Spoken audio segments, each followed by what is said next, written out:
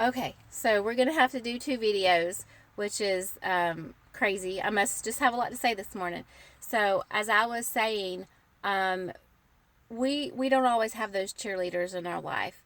I'm a cheerleader, and that's just how God gifted me and made me, is to cheer other people on. But what we can learn from that is, number one, um, we can, making those obstacles um, into opportunities is number one. During that season where, for a long, long season, for 20 years or more, a little bit more now, um, where I didn't really always have those cheerleaders. I do now, but in the past when I didn't, um, it caused me to lean into God and to begin to get my identity from the Lord, and not from, you know everyone else. But here's the thing. Now, I did not practice that purpose perfectly because of the brokenness in my past, and so God was using that to heal me.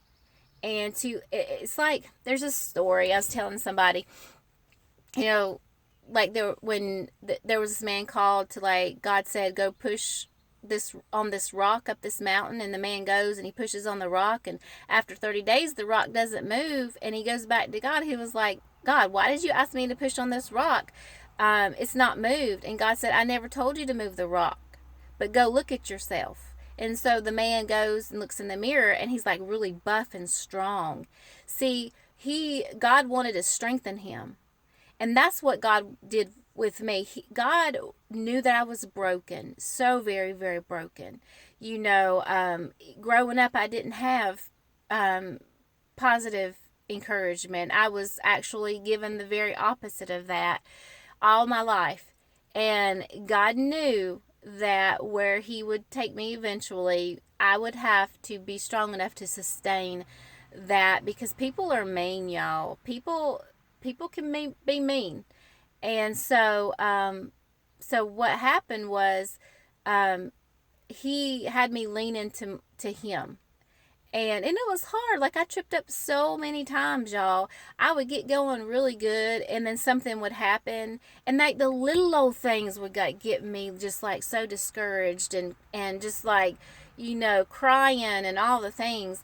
And now, mind you, like, things will probably always ruffle me a little bit. And when I say ruffle, not in anger, but I am tender, and things will always, I'll always probably have to process things very differently. And part of that's not only because of the way God built me, but also the people that I'm called to minister to. Because if I ever lose my heart of compassion and understanding for brokenness, then I won't be able to minister to the people that I've been called to. So a remnant may always be there with me. But anyways, that obstacle was an opportunity for me to lean into God, and God to, throughout the years, strengthen me and make me stronger. And then also another opportunity, because of that obstacle of, not receiving encouragement, and not people not being able to see, what the plans that God had for me, other than like people that didn't even know me. I mean, I would have encounters outside of maybe, like at the store and stuff like that. It was so weird. I mean, just like, God would send people I did not know, I never met, and I never would see again to speak into my life. It was crazy, but that's just the way God chose, because I think He was purposely keeping me hidden, So He kept Moses hidden. I mean, just saying, sometimes He hides us, because He's working on us. And praise God, I didn't already have a platform, and when I was healing, I didn't take people down with me, right? But the next opportunity is, now I get to be the person for other people that people are not for me. And I know the importance of that. And sometimes that can kind of stink, because I'm like, man, God, you're expecting me to like be this person for that person, but I didn't have that. And God's like, I know, but that's, you just got to do it. And those are two opportunities. Those are the opportunities. Making it. Taking those obstacles that presented itself throughout the years, and I can make them into opportunities too, and continuing to do so, as maybe if I do feel discouraged or the attacks do come, knowing that these are obstacles to push against that rejection, to push against that discouragement, to push against feeling like, maybe I don't fit there, or I'm not included there, or wow, I don't have this like cookie cutter, situation in my life to where we'll make, everything comfortable all the time for me and for other people. But you know what? I just have to push against, that rock, that obstacle, and let it strengthen me, because I just know that I know. And a lot of you out there are just like this. Like, you don't fit in this cookie cutter thing. Like, your ministry is not conventional. You just don't, it doesn't make sense to you. I mean, why should it make sense to anybody else? But you just have to keep pushing through, because God needs different. God needs unconventional. And sometimes some of us have to be like the ones that go down that path and, make that path. And it's harder on the ones that go first, because we have to tear down the weeds and all the things, and we have to take more, sometimes, the brunt of things. But clear that path for other people, because one day I'll be like, hey, that's the path I had, and I just keep walking, and I know it's hard. I know you feel different and all the things, but just do it.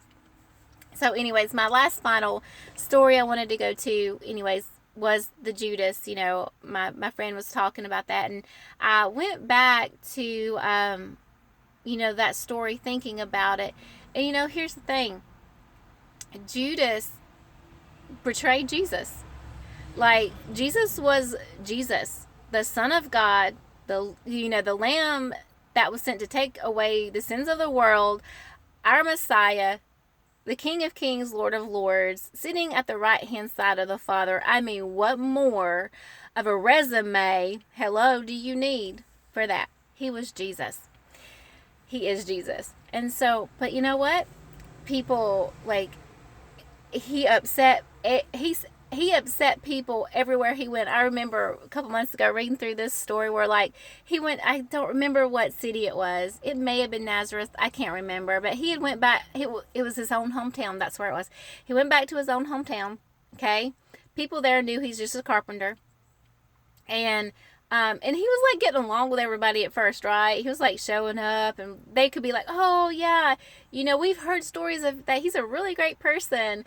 And, and like, we're so proud of our hometown boy, But then when he starts speaking truth to them, then that's where everything goes awry, because all of a sudden he's standing in the authority that has been given to him by God. And they don't like that. No one likes to be challenged. Like, they did not want to be challenged. They were all good about, like, the hometown hero. But then all of a sudden, when he really truly starts walking in his calling and his gifting and starts speaking truth, that's where things go bad. And so then they start, like, he has to leave the city.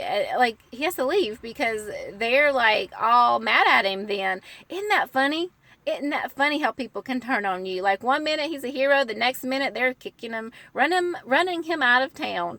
And I'm like, man, and that's another reason why we can't put so much stock in what people say or how people treat us or if people, like, see us or not. Like, they did that to Jesus. And then to the place where, like, Judas betrayed him.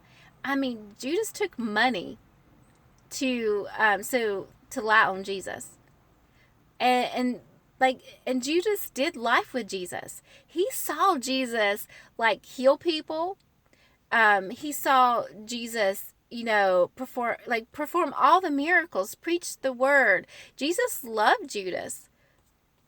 But money, he was so greedy. And he didn't care. All he cared about was his life. And it's so crazy how, like, people would get, because of their jealousy, because of what was going on in their hearts, the Pharisees and the Judas and all that, like, they wanted the power. They wanted the control. They did not want anybody showing up and having more authority than they did. They didn't want that. They wanted the influence, the power, and control. And when Jesus showed up, and started showing people that, well, man's power, control, and influence is just what it is. But here's, like, God's authority, this is really where it's at. And actually, and this is the crazy thing, is that Jesus was like, he was gonna like disperse that among all of us. Like, it wasn't like Jesus was like, well, I have authority and I'm gonna keep it all to myself. Jesus came to set us free and to empower us as well to live the life he's called us to live. But see, they didn't want that. They did not want everybody being equal. They did not want everybody to be included. And they definitely did not want anybody exercising any type of authority over them, because they were greedy for power. They were greedy for influence. They didn't want to share. And so, so anyways, so they took Jesus down. They stirred up contention behind the scenes. They, the false witness, the lies and stuff like that, to take him down, because they could not see, they didn't recognize their Savior. And so Judas got paid off, and of course, like we know, the story about how he hung himself and everything, and it didn't end well. But I just wanted to encourage, like, if you're stepping out today, just be prepared. Like, the enemy is going to attack, and you may not get all the encouragement. You still may not feel included, or you may not feel seen and heard, but just know, like, turn those obstacles into opportunities to, number one, lean into God more, get your validation, get your encouragement, get it from him and the word, and also be that person to other people that weren't to you, and just stay strong, keep walking. All right, time's about to run out. I hope you all have a great day. Love you.